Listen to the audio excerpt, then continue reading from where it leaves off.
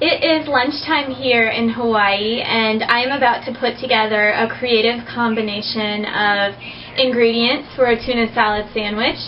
So I thought I would step out on my lanai and show you. I'm starting off with 3 ounces of canned albacore tuna, and with the 3-ounce cans, there's so little broth that you can actually dump the whole thing in there. Don't fiddle with draining it. The small amount of broth will actually make your sandwich more moist. For additional creaminess, I have 1 tablespoon of mayonnaise mixed with 2 tablespoons of plain non-fat yogurt. And this is a combination that lets you get away with all the creaminess you want, that taste of mayonnaise, but keeps the overall sandwich light and lean.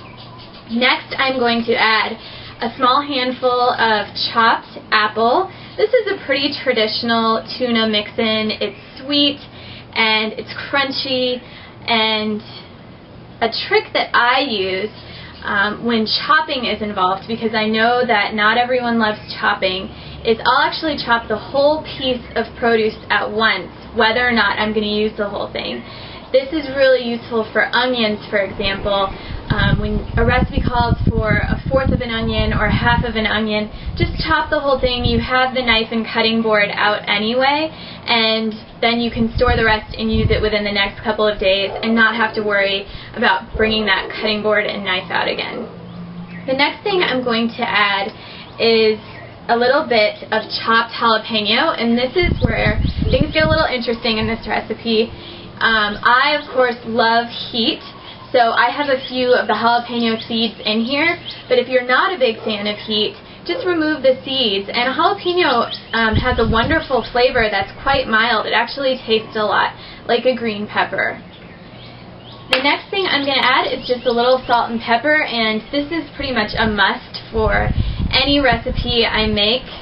I'm going to mix it up and spread on a piece of whole wheat bread here.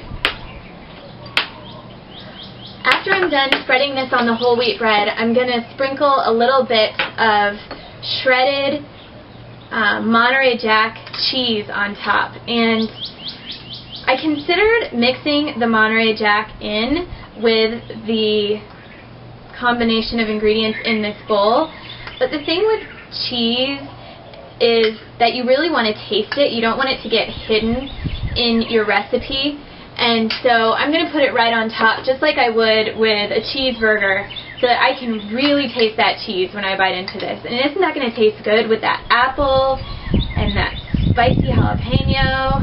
Yum.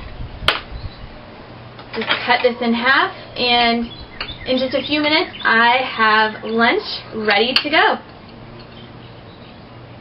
This is not going to be around for long.